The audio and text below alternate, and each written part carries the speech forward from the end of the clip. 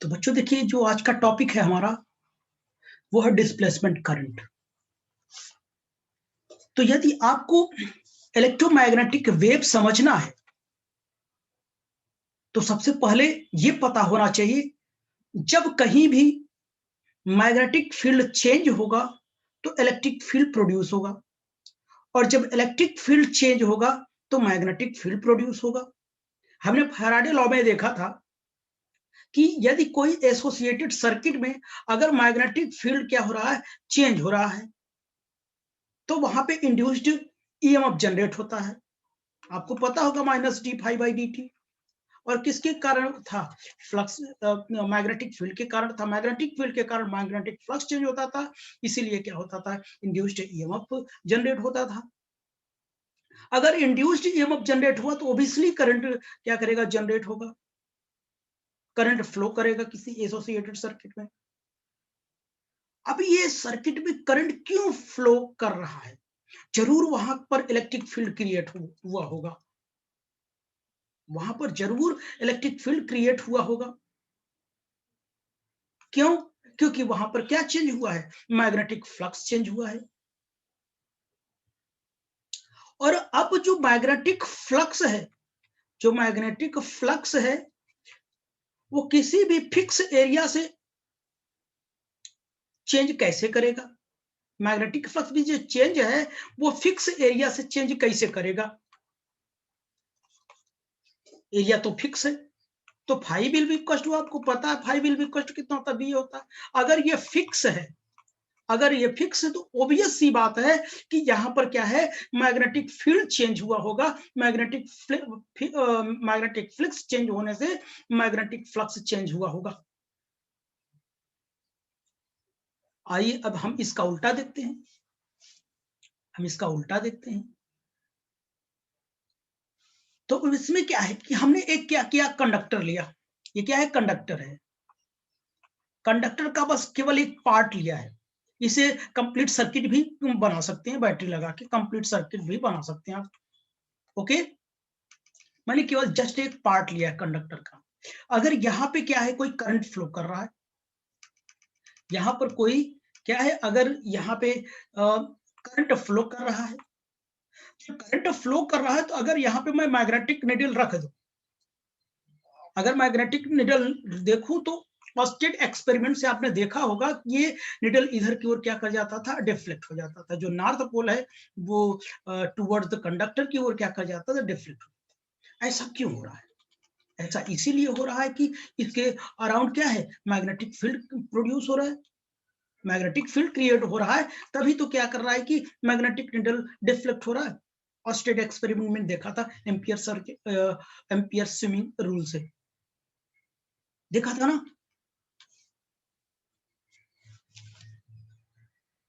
तो इसी तरीके से इस फिगर की बात करते हैं। यहाँ पे अगर बैटरी से करंट आया, बैटरी से अगर करंट आया तो होगा क्या? इस पर यहां से बैटरी से अगर करंट फ्लो किया तो यहाँ पर क्या होगा? यहाँ पे यहाँ पे पॉजिटिव चार्ज का जमावड़ा हो जाएगा। इस प्लेट पर पॉजिटिव चार्ज का जमावड़ा होगा और इस प्लेट पर क्या होगा? नेगेटिव चार्ज का क्या होगा? जमावड़ा हो जाएगा। सॉरी, नेगेटिव चार्ज का जमावड़ा हो जाएगा।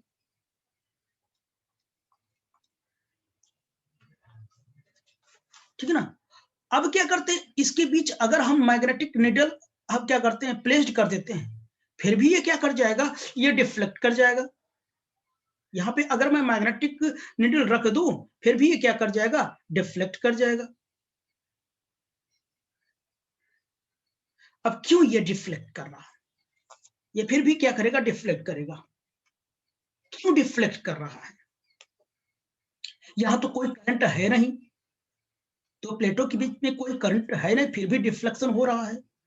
और इस रीजन में ऐसा इसलिए हो रहा है कि क्योंकि इस रीजन में आई भले ना हो, करंट भले ना हो, लेकिन इस रीजन में इलेक्ट्रिक फील्ड वेरी कर रहा है। क्या रहा? इस रीजन में क्या कर रहा है? इलेक्ट्रिक फील्ड वेरी कर रहा है।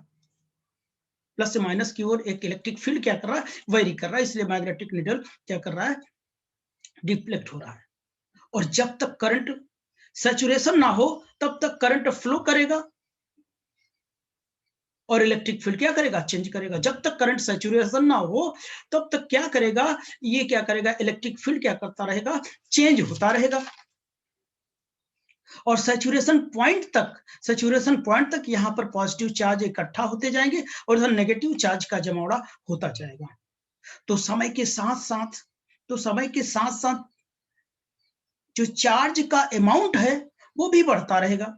जो चार्ज का अमाउंट है वो भी क्या करता रहेगा, बढ़ता रहेगा। और ऑब्वियस सी बात है कि अगर चार्ज का अमाउंट बढ़ेगा, इलेक्ट्रिक फील्ड का मैग्नीट्यूड भी बढ़ता जाएगा। इलेक्ट्रिक फील्ड का मैग्नीट्यूड भी बढ़ता जाएगा। तो इस रीजन में जो इलेक्ट्रिक फील्ड है वो क्या कर रहा है, वेरी कर रहा है। और इसी के कारण, इस इलेक्ट्रिक फील्ड के वेरिएशन के कारण, यानी इलेक्ट्रिक फील्ड के वेरिएशन के कारण मैग्नेटिक फील्ड क्रिएट हो रहा है। मैग्नेटिक फील्ड क्रिएट हो रहा है। तो आइए और हम डिटेल से देखते हैं, ओके बच्चों, तो अब देखना इसे। तो आइए हम इसे अब डिटेल से देखते हैं। तो हमारे पास ये कंडक्टर है, कोई कंडक्टर है। तो अकॉर्डिंग टू, अगर हम इसमें ये देखें, इसमें अगर करंट फ्लो कर रहा है और हम यहाँ पर एक सरफेस कंसीडर कर लेते हैं, यहाँ पे कोई सरफेस कंसीडर कर लिए, ठीक ना, ये सरफेस हमने कंसीडर कर लिया। सरफेस कैसा भी हो ये मायने नहीं रखता है, लेकिन क्लोज होना चाहिए। सरफेस ऐसा भी हो चलेगा, सरफेस ऐसा भी हो चलेगा, सरफेस ऐसा भी हो चलेगा, ठीक ना। तो अब आप ये देखिए, सरफेस, इस सरफेस से थ्रू कितना करंट फ्लो कर रहा है। यही से तो, अगर इसमें करंट फ्लो कर रहा है, इस रीजन से क्या करेगा, करंट फ्लो करेगा। तो इस सरफेस के थ्रू कितना करंट फ्लो कर रहा है, जितना करंट फ्लो कर रहा है उसी करंट को क्या बोलते हैं, करंट इनक्लोज कहते हैं। उसी को क्या बोलते हैं, करंट इनक्लोज्ड कहते हैं, जितना पास करेगा, ठीक है ना। तो according to Ampere circuital law,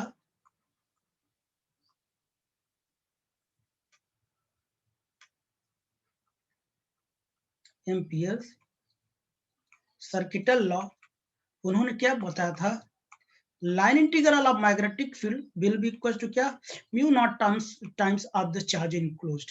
उन्होंने ये बताया था। अब यहां से आप एरिया कैसे भी कंसीडर कर सकते हैं। यहां से अगर ये मैंने एरिया कंसीडर किया, फिर भी वो क्या करेगा, यहां से जाएगा, इतने से एरिया वो करंट पास करेगा कि नहीं।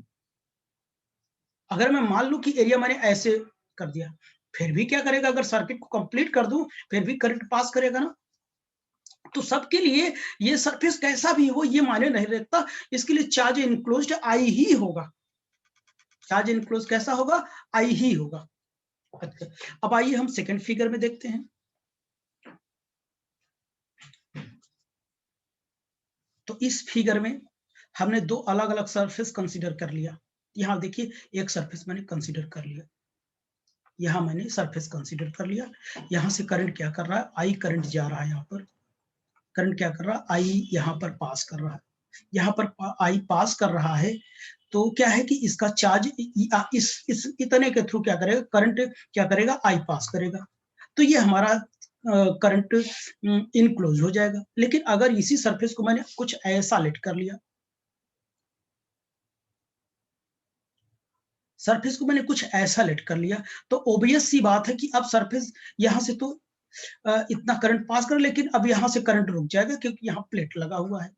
तो यहाँ पे जो चार्ज इनक्लोज्ड होगा वो कितना होगा, 0 होगा। तो यहाँ मैंने दो सरफेस लिया, एक सरफेस मैंने ये लिया 1 और दूसरा सरफेस ये लिया मैंने 2, ये जो प्लेट के अंदर से गई है। तो दो सरफेस लिया। इस सरफेस से जो चार्ज इनक्लोज्ड है इतना आई है, लेकिन इस सरफेस से जो चार्ज इनक्लोज्ड है वो कितना है, 0 है।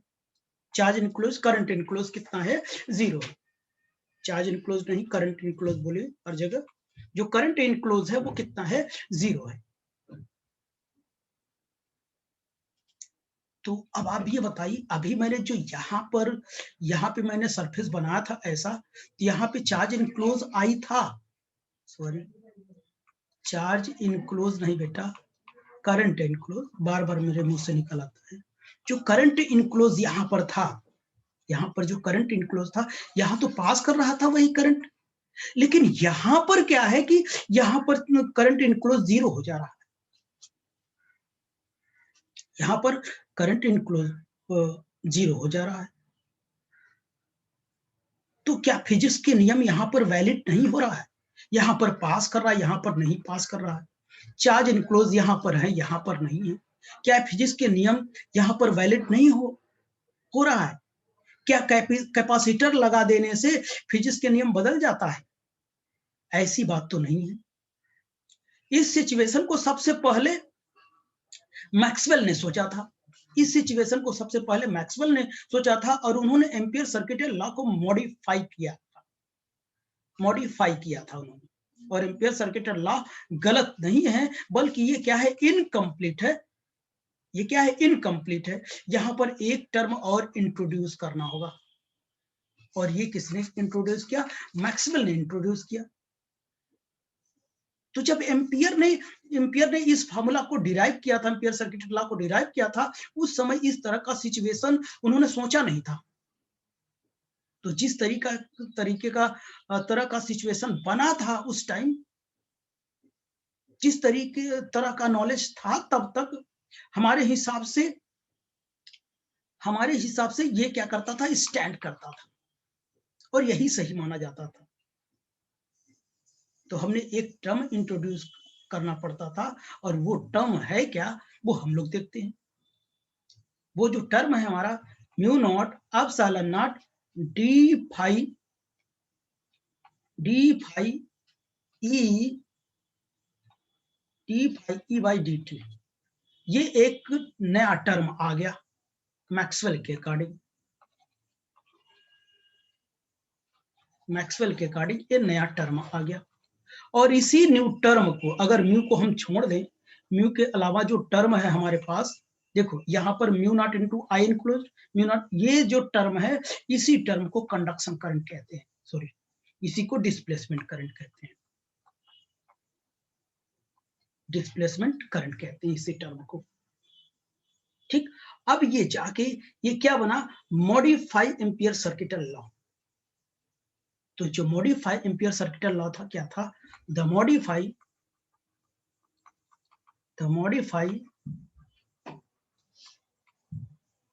Circuital law.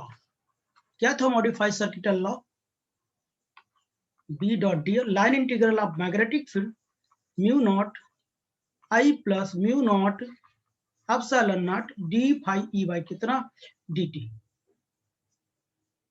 ठीक, तो यहाँ पे कितना हो जाएगा, B dot dl will be equals to mu not common लो I epsilon not d phi E by dt। किसी तरीके से आप लिख सकते हैं इसे। This is the modify Ampere circuit law by the Maxwell. अब यहाँ पे हम एक चीज और देखते हैं, यहाँ पे एक चीज और देखते हैं। अगर हम पहले ये मान लेते हैं कि हमारा पहला सरफेस है, ये दूसरा सरफेस है, ठीक ना, फ्रॉम फर्स्ट सरफेस से बात करो तो बी डॉट क्या डीएल कितना हो जाएगा, म्यू नॉट आई। यहां से आई इंक्लोज कर रहा है, लेकिन इस सरफेस से आई इंक्लोज नहीं कर रहा है। बी डॉट डीएल, यहां से तो आई 0 हो जा रहा, ये टर्म, ये जो यहां से कोई करंट पास नहीं कर रहा, तो ये तो 0 हो जा रहा, यानी mu not epsilon not d phi E by D t. यानी इस मैग्नेटिक फील्ड, इलेक्ट्रिक फील्ड के वेरिएशन के कारण ये टर्म यूज हुआ, और ये जो होगा ये कंडक्शन करंट के बराबर ही होता है। ये क्या होता है बच्चों, कंडक्शन करंट के क्या होता है, बराबर होता है।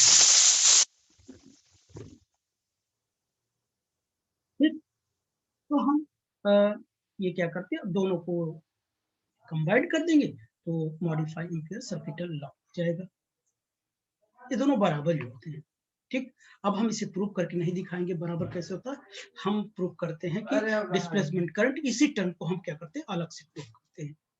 ओके, तो अब देखना आप लोग, तो यहाँ देखिए जब यहाँ से करंट आएगा तो यहाँ पे नेगेटिव एंड पॉजिटिव चार्ज का क्या हो जाएगा, जमाड़ा हो जाएगा, होगा, यहाँ पे पॉजिटिव पॉजिटिव पॉजिटिव, यहाँ पे नेगेटिव नेगेटिव। जब ये हो जाए तो इधर एक मैग्नेटिक फील्ड क्या होगा, क्रिएट होगा,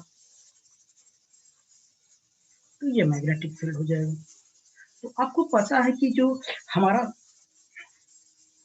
सिग्मा होता है, sigma will be equal to कितना होता है, क्यू बाई एप्सिलॉन होता है, sorry q by A, surface charge density q by कितना होता है, ये होता है। और इसके बीच जो है ये जो इलेक्ट्रिक फील्ड होगा, इलेक्ट्रिक फील्ड क्या, प्लेटों के बीच इलेक्ट्रिक फील्ड कितना होता है, सिग्मा बाई एप्सिलॉन नॉट होता है। तो सिग्मा की वैल्यू मैं यहाँ पे पुट कर देता हूँ, Q by A epsilon not हो जाएगा। मैं इसको इस पूरे टर्म को इधर भेज देता हूँ, A epsilon not E by E will be equal to q हो जाएगा। अब हम इसको क्या करते हैं, डिफरेंशिएट कर देते हैं, डिफरेंशिएट विद रिस्पेक्ट टू क्या, टाइम। अभी नहीं डिफरेंशिएट करता, इसको मैं ऐसे भी लिख सकता हूँ, E into A epsilon naught will be equal to Q. Electric field into area क्या होता है, फ्लक्स होता है, वो भी electric flux, epsilon naught will be equal to Q. अब हम इसे डिफरेंशिएट कर देते हैं, differentiate, differentiate with respect to time, time के रिस्पेक्ट में इसे डिफरेंशिएट करते हैं, D phi E by D T और epsilon will be equal to D Q by D T. तो epsilon naught will be equal to D phi E by D T, इसी को हम लोग करंट बोलते हैं, यही हमारा क्या होता है, आईडी होता है। तो ID will be equal to epsilon d phi E by कितना, डी टी हो जाएगा। This is the displacement current, this is the displacement current, ये डिस्प्लेसमेंट करंट हो जाएगा। तो जो डिस्प्लेसमेंट करंट हमारा है, ID will be equal to epsilon not d phi E by कितना हो जाएगा, टी टी हो जाएगा, ये डिस्प्लेसमेंट करंट होता है। इसको आइए इसकी हम डेफिनेशन, तो ये देखिए हमने डेफिनेशन लिख दिया, displacement current is the current which comes into existence in addition to the conduction current whenever the electric field and hence the electric flux changes with time। जब इलेक्ट्रिक फ्लक्स टाइम के साथ change होगा तो जो conduction current flow करेगा उसी को हम लोग क्या बोलते हैं, डिस्प्लेसमेंट करंट। तो ऑब्वियसली जो कंडक्शन करंट होता है वही डिस्प्लेसमेंट करंट होता है। ओके, इससे पहले मैंने दिखाया, तो है बहुत कुछ प्रूव करने के लिए, लेकिन बहुत ज्यादा हो जाएगा, लेंथी हो जाएगा और आपको भी बोरिंग लगेगा, तो बस इतना ही पर्याप्त है आपके लिए। तो तब तक के लिए धन्यवाद, बाय।